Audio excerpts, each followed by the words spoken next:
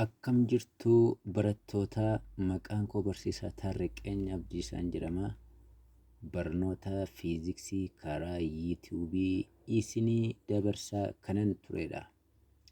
Har'aa kanan qabadhee isinii dhiyaadhee barnoota fiiziksii kutaa 11 boqonnaa 2 keessa jirra. Kutaa arfaffaasan isinii qabadhee ture. Isinii qabadhee dhufe. Waa'ee multiplication of vectors kan jedhu. Utuu barnoota keenya guyyaa har'aa hin jalqabin fuula dura barnoota yeroo darbe kutaa sadaffaa keessatti baranne haa yaadannu. Waa'ee adding or subtracting vectors by component method kan jedhu ilaallee turre. Komponentoota meeqatu jira? Sadiitu jira innee speesii keessa komponentii sadii qabna. Y yookaan J direction jennee turre. X yookaan I direction kallattii I irra jenne, akkasuma inni sadaffaa Z yookaan K direction jennee turre. Amma gaa komponentoota I, J, K yookaan X, Y, Z kana fayyadamne vekteroota ida'uu yookaan hir'isuu, adding or subtracting akkamittiin ida'uu yookaan hir'isuu akka dandeenyu barree turre.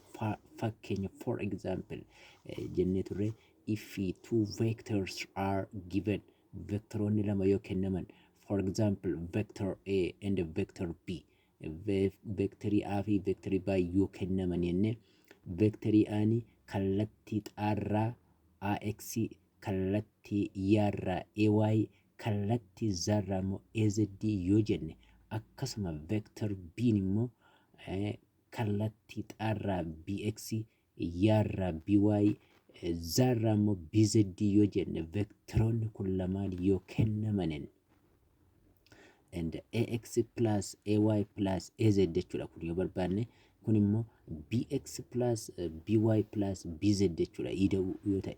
Amma tuugaa waliigalatti what is A plus X, vector A fi vector B yoo walitti ida'i yoo nuun jedhame addition akkas goona. Foormulaan ittiin ida'anii A keessaa kallattii xaarra kan jiran fi B keessaa kallattii xaarra kan jiran finnee walitti daana. AX plus BX,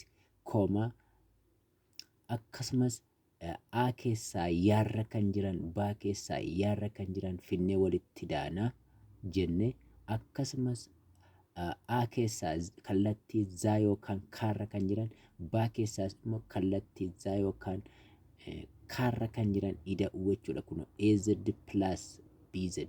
Walumaa galatti A plus B jechuun AX plus BX, AY plus BY, AZ plus BZ jenneeti addition of vector by component method jennee turre. Akkuma kana yoo hir'isuu ta'e yookaan subtraction yoo ta'e illee akkuma kana. Fakkeenyaaf isuma kenname kana hir'isuu yookaan the subtraction of B from A yoo nuun jedhe jechuudha. Akkuma kana kallattii A keessaa xaarra kan jiru yookaan I direction irra kan jiruu fi kallattii B keessaa immoo X yookaan I direction irra kan jiru hir'isuu jechuudha. AX plus BX, AY plus BY, AZ plus BZ jenneeti barannee turre jechuudha. Har'a kanan qabadhee isinii dhiyaadhe egaa how to multiply vectors. Multiplication of vector baay'isuu kan jedhudha. Multiplication jechuun baay'isuu, vector yookaan kal qabee baay'isuu jechuudha. For example, mee as kana haa dubbisu. When you multiply a vector by a scalar, the magnitude of the vector changes, but not its direction. Akkas jedha kun. Kalqabee tokko vector jechuudha. Kalqabee yookaanee jedhaan iskalariidhaan baay'isne. Iskalar jechuun magnituudii hamma qofa kan qabu kan jedhu barree turre. Vektoriin immoo kallattii wajjin kan ibsamu jennee turre. Kanaaf egaa kun kan inni jedhaa jiru yoo kalqabee tokko kal dhabeedhaan yoo baay'isne jedhaan the magnitude of the vector changes. Hammi vektarii sanaa ni jijjirama. But not its direction. Kallattiin vektarii sanaa garuu hin jijjiramu yoo iskalariidhaan baay'isnedha. Example, vector n kunoo kennameera 2 4. Kana jechuun tuuni kallattii xaarraa dhufe in the I direction jechuudha. 4 immoo kallattii yaarraa dhufe yookaan in J direction. Amma gaa vektarii kanaa yoo iskalariin immoo hamma qofa kan qabu lamaan yoo baay'isne jedha akka seera kanaatti hammee vektarii kanaa ni jijjirama, kallattiin isaa garuu hin jijjiramu jedhaan. By positive vector jechuudha. By positive scalar. Mi baay'isnee ilaallu meeqa kunooti. Vector A kana lamaan baay'isnu. Lama baay'isuu lama kunoo 4 arganne. Ammas lama baay'isuu isa hammattuu keessa jiran lamaan isaanii kallattii xaarra kan jiranis kallattii yaarra kan jiranis ni baay'isaa jechuudha. Kanaafiti lama baay'isuu lama kunoo 4. Ammas lama baay'isuu 4 isa yaarra jiru immoo 8 dhufe. Amma gaa magnituudiin yookaan hammi vektarii kanaa sila 2 4 ture, kallattii xaarra 2 ture, kallattii yaarra 4 ture jechuudha. Yeroo iskalariidhaan yeroo baay'isnu maal ta'eera jechuudha. Inni xaarra jiru 2 gara 4tti hammi isaa guddateera. Inni yaarra jiru immoo gara 8tti guddateera. Therefore, the magnitude of this vector changes. Inni jijjirame jechuudha hammi isaa iskalariidhaan baay'isnaan. When we come to direction, gara kallattii yeroo dhufnu immoo akkas jennee turre how to find direction. Directionii tan teettaadhaan barbaanna jennee tan inverse yookaan teettaan fakkeenyaaf jarreen kana vektaroota kana xaarra kan jiru 2dha, yaarra kan jiru immoo 4, xaafi yaan immoo waliif perpendicularidha. Amma tuun vektarii isa jalqabaa kana gara positive x takkas kaase draw yoon godhe diagram isaa jechuudha. Ila akkas gara positive x direction itti yoon kaase 4 kan immoo asii ol gara yaatti yoon kaase vektaroonni xaafi yaan maal ta'anii jechuudha. Heeddituu ta'ee mataaf miilli isaanii wal qabateera. Rizaaltaantiin egaa asii ka'ee eegee isa jalqabaarraa ka'ee mataa vektarii lammaffaa wal qabsiisaa. Teettaan gidduu kanatti argamti jechuudha. Galaan theta is equals to tan theta is equals to opposite neudha 4 jala adjacent ta'a jechuudha. Opposite over adjacent. Oppositein 4 ta'a, adjacentin immoo 2 ta'a jechuudha. Yoo isa kana fudhanne immoo oppositein 8 ta'a, adjacentin 4 ta'a jechuudha. Kanaaf egaa directionii kan ittiin barbaannu baranneerra yeroo darbe theta is equals to tan inverse of jennaga. Oppositein yoo jenne kunoo 4, adjacentin immoo ta'a 2 ta'a jechuudha. Yeroo diagramiidhaan wal qabsiisnu akka amma jechuudha. Kanaafuu maal ta'a teettaan tan inverse of 4 over 2 jechuun 2 jechuudha. Mee isa kana bira immoo yoo dhufne vektarii isa jijjirame hammaa yoo jijjirame direction isaa barbaadi yoo nuun jedha isaaninnis akkasuma goona. Theta is equals to tan inverse of opposite kan ta'u ga'asii 8 ta'a, adjacentin immoo 4 ta'a jechuudha. Yeroo heeddituu ta'ee wal qabsiisnu kuni xaarra jira waan ta'eef positive xaa akkas draw godhee 8 immoo positive yaarra jira asii ol draw yeroo godhu heeddituu ta'ee mataa fi miilla vektarii mataa vektarii jalqabaaf eegee vektarii isa lammaffaa yeroo wal qabsiisu heeddituu ta'een kanaadha. Isa booda rizaaltaantii asii ka'ee yeroo draw godhu teettaan keenya eessatti uumameera jechuudha kunooti. Kanaaf iyyuu teettaa kanaaf opposite kan ta'e eeudha 8, adjacentin immoo 4. Ammas egaa 8 yeroo 4 firru 2 jechuudha. Theta tan inverse of 2 dhufe, inni kunis tan inverse of 2 dhufe. The direction not change but the magnitude change. Hammi jijjirameera.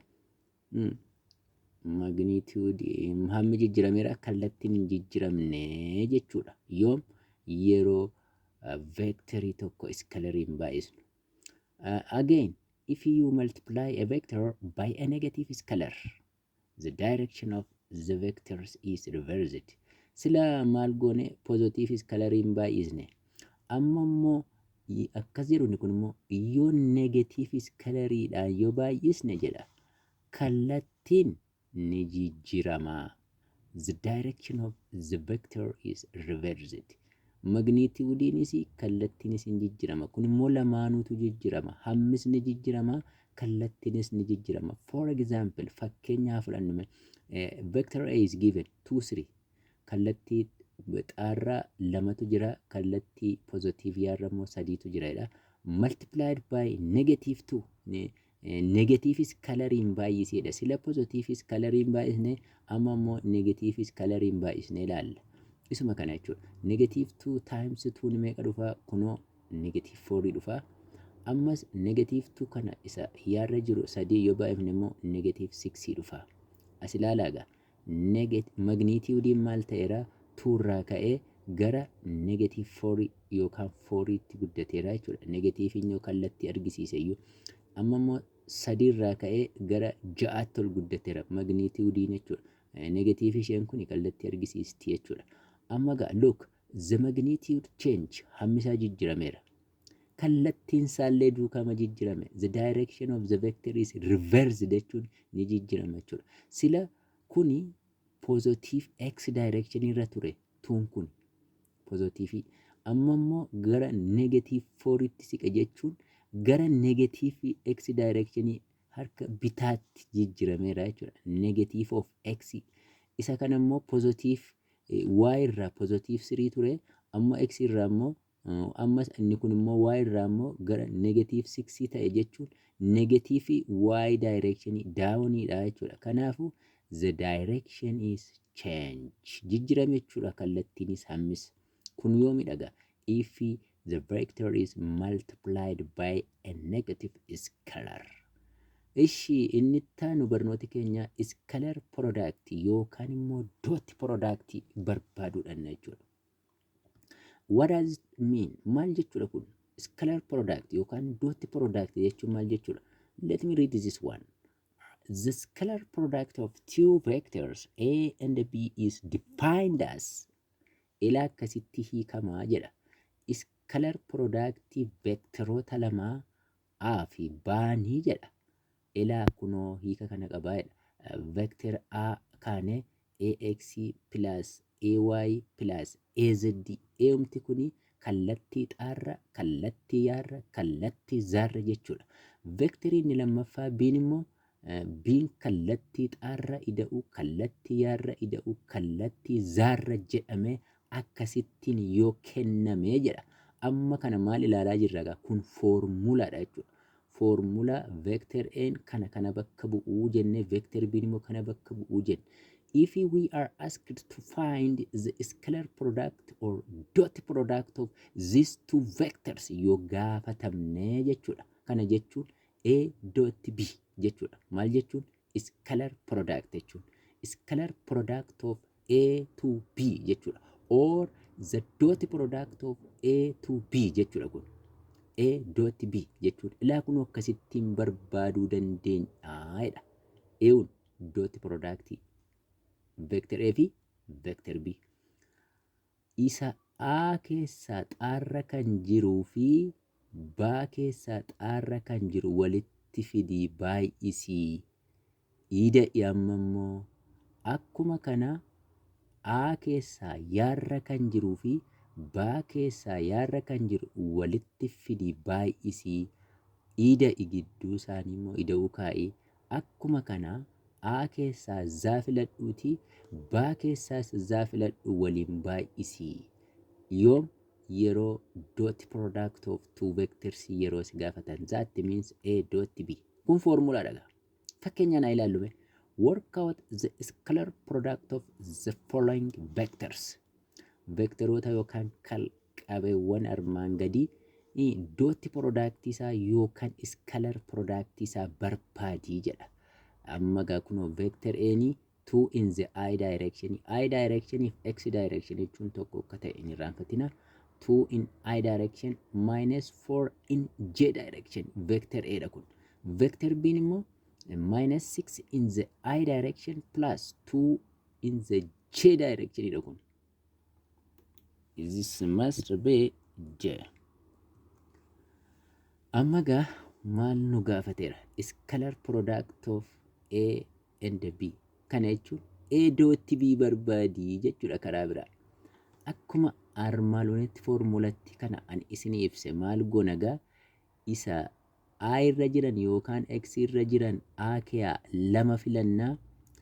B keeyaa immoo A irra kan jiru yookaan X irra kan jiru -6 fidhannaa. Kanaaf maal jenna jechuudha. Kunooti A dot B kun foormulaa isaati. AX times BX plus AY BY plus AZ BZ. Amma asirraa yoo fudhanne garuu Z'n Anis hin qabu B'nis hin qabu. Kana jechuun K jechuudha. Z jechuun kunooti egaa mekaaniyaa baay'isnu ka kunoo maal fudhanne irraan isiniin jedhee asii 2 fudhannaa asii immoo -6 fudhanna. 2 - 6 jenna jechuudha. Plus akka foormulaa isaa silaa. Amma immoo taansinee Y yookaan J irraa negatiiva 4 filatamaa kan A kan B immoo 2tu filatama. Maal jennare? -4 times 2 jenna. Z yoo dhanne hin kennamne. Z'n han A irra jiru 0dha. Kan B irra jirus 0dha. Kanaafuu 0 times 0 immoo hiika jijjiirama waan hin finneef majalatti makana wajjin nagaa. 2 times -16 -12 dhufa. Yeroo negatiiva fi pozitiiva baay'isnu negatiiva arganna waan ta'eef plus jedhi yookaan yoo dhiisnes rakkoon qabu tokkuma. Amma immoo -4 baay'isu 2 meeqa dhufa? -8. Amma gaa majalatti kana walitti taa'idhaan -12 plus -6 jechuudha. Kun yoo barbaanne pilaasii yoo dhiisnes yoo akkasumatti goones kun ida'uu argisiisa. 12 ida'uu negatiiviin iddoo lamaanuu jira waan ta'eef yeroo jara kana walitti daanu -20 dhufaa jechuudha. Deebiin kun eewudha jechuudha. A dot B yookaan the scalar product of these two vectors. Vectoroota kana lamaanii scalar product isaati jechuudha. -2. Baarrattis akkasuma example kan biraatu kennamee jira. Inni immoo maal jedhaa? Vectorii lama P fi Q'tu kenname sammoo. P maal jedhaa? 3i plus 5j plus 2k jedhaa. Q'n immoo 4i plus 3j plus 2k jedha. Maal gaafatamaa jirra? Amma ajaji isaa maal nuun jedhaa jira? Kun work out the scalar product of the following vectors jedha. Scalar product isaanii barbaadi jedha. Akkuma amma kan e'u barbaadne jechuudha. Kan P fi Q that means P dot Q jechuudha. Ansari deebisuu dhaqaa jirra gaa. Amma akka gaaffiin gaafatamaa jiru P dot Q the scalar product of P and Q jechuudha. Akkuma yoo foormulaa isaa barreeffachuu barbaannedha kun jechuudha. P keeyaa X Q keeyaa X waliin baay'isii ida'uu. P keeyaa Y Q keeyaa Y waliin baay'isii. P keeyaa Z Q keeyaa Z fidi waliin baay'isii jedha.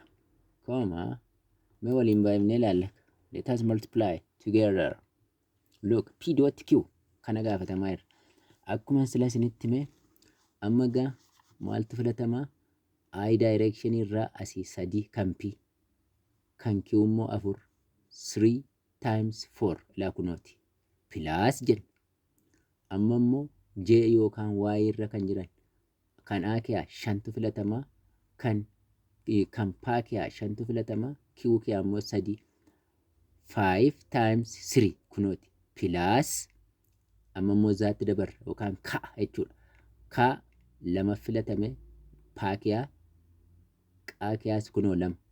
2 times 2 2 times 2 jaruma kana waliin baay'isnee haydaanuma. 3 times 4 kunoo 12 plus ida'u. 5 times 3 15 ida'u. 2 times 2 4 jaratti kana sadan yeroo walitti daanu 12 ida'u 15 ida'u 4 31. Deebiin kun eewudha. P dot Q yookaan immoo the scalar product of P and Q jechuudha. The scalar product can be expressed as karaa biraa immoo ammas scalar product akkasittiin argachuun ni danda'ama jedha. Sila AX BX plus AY BY kuno AX BX plus AY BY plus AZ BZ karaa kanan argamaa inni miti. Foormula lammaffaadha kun immoo A dot B immoo magnitude of A vectoriin lama yoo kenname jechuudha. Akkuma sagadarraa kana vectoriin A fi vectoriin B yoo kenname formulaa kanaanis argachuu dandeenya.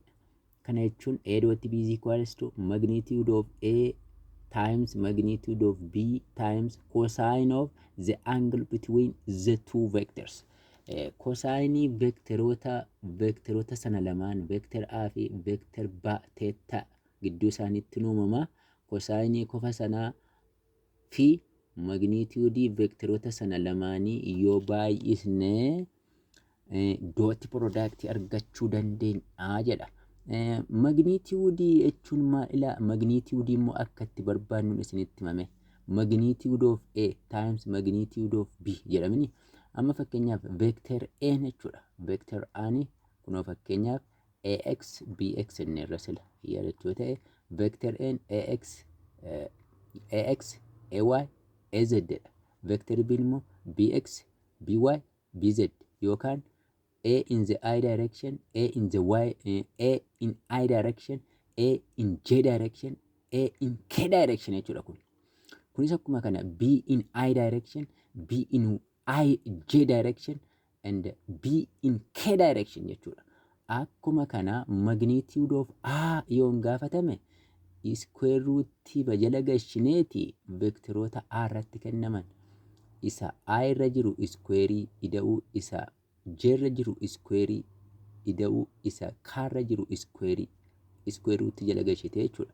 Akkuma kana magnitude of B yoo gaafatamte isa I irra jiru square isa J irra jiru square lakkoofsa isa K irra jiru square goote under radical jechuudha. Kunooti gaa magnitude of A jechuun AX the whole square, AY the whole square, AZ the whole square.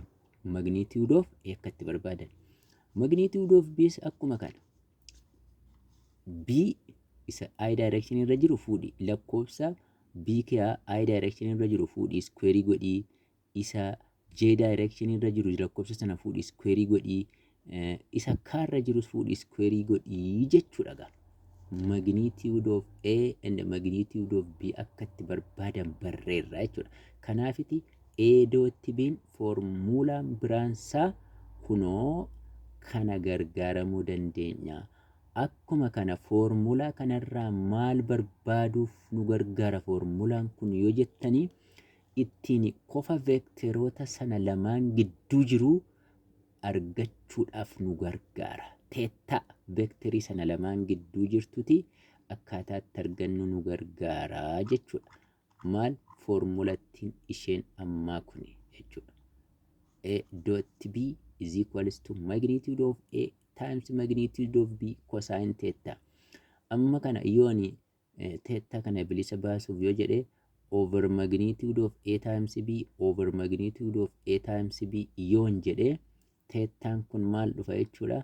Theta is equals to cosine inverse of A dot B over magnitude of A times magnitude of B dhufa jechuudha. Yookaan immoo maal jechuudha karaa biraa cosine theta is equals to jechuudha.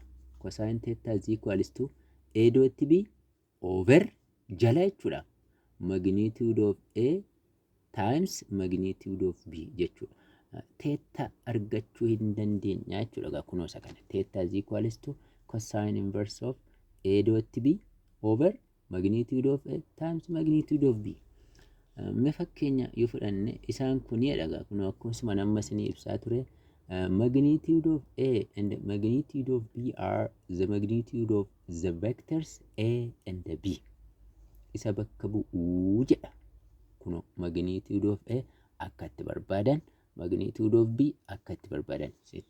Thetaan immoo nuun jedhaadha. Theta is the angle between two vectors. Thetattiin kunii jedhaan qofa vectorota sana lamaan gidduutti argamtuudha. Me formulattii kana fayyadamne akkaataatti qofa barbaadan qofa isaan lamaan gidduutti argamtu yookaan vectorota lama gidduutti qofa argamtu argachuudhaaf formulota kana fayyadamneeti haa yaallume exampleidhaan. Calculate the angle between the following vectors. Qofa vectorota armaan gadii gidduutti argamtu barbaadi jedha. vector A maal jedha 3 in the I direction plus 4 in J direction jedha. Vector B immoo maal nuun jedha jira 2 in the I direction minus 3 in J direction jechuu isaati. Akka seera keenya ammaatti gaa teettaa yookaan kofa veektaroota kana lamaan gidduutti argamtu barbaadi nuun jedha waan ta'eef foormulaan keenya isa kam ta'a jechuudha. Kunoo isa kanatti deebina jechuudha. A dot B magnitude of A multiplied by magnitude of B cosine theta yookaan immoo theta is equals to cosine inverse of A dot B over magnitude of A multiplied by magnitude of B isa jedhu fudhannaa jechuudha. Kana gochuuf egaa amma veektarii lamaan kennameera. Akka foormulaa armaan olii kanatti jalqaba magnitude of A ni barbaadama, magnitude of B nis ni barbaadama, A dot B nis ni barbaadama jechuudha. Waan sadii barbaanna utuu teettaa kana barbaaduu hin naqin. Let us find what is the magnitude of A. Magnitude of A barbaaddan nagaa. Akkuma sila isinitti magnitude of A barbaaduuf isiniin jedhee square root jala gashineetiin jedhe. Kan ati gaa magnitude of A barbaadaa jirra waan ta'eef A irra ishee jirtu lakkoofsa kana fuune square goonaa 3 square ilaa kun square dha malee baay'isuu miti. Kompiitara kanatu naa barreessuu jennaan baay'isuu fakkaate malee kun square dha. 3 square plus kan A ammas jeerra kan jirus fuune square goona 4 square akkaataatti magnitude of A barbaadanidha gaa kun 3 square ilaa kun 4 square radically jala gashine. Amma gajara kana yeroo square goonu maal argachaa jirra 3 yeroo square goonu when we square it 3 kana yeroo square goonu 9 arganna 3 times 3 jechuudha. 4 kana square yeroo goonu immoo 16 arganna. 9 plus 16 meeqa dhufa jechuudha. Square root of 25 dhufa. Square root of 25 immoo 5 dha. Kanaaf egaa magnitude of A jechuun meeqa jechuudha 5 jechuudha. Atti dabarra immoo magnitude of B tti dabarra. Magnitude of B immoo akkuma kana B kana isa A irra jiru fuunee square goona 2 square dha. Kun square dha isiniin jedheera. Plus minus 3 kanas fuunee square goona minus 3 square dha kuni. Ishi 2 square yeroo goonu 2 times 2 jechuudha. Meeqa 4 dhufa. Minus 3 yeroo square goone kana jechuun minus 3 times minus 3 jechuudha. Inni immoo positive 9 dhufa. 4 plus 9 meeqa dhufa jechuudha. Square root of 13. Kun immoo magnitude of B immoo square root of 13 dhufa jechuudha. And also when we come to find the dot product of these two vectors, dot product isaanii immoo yeroo barbaachadhan immoo A dot B jechuudha. Suma kana vector A dot vector B jechuudha.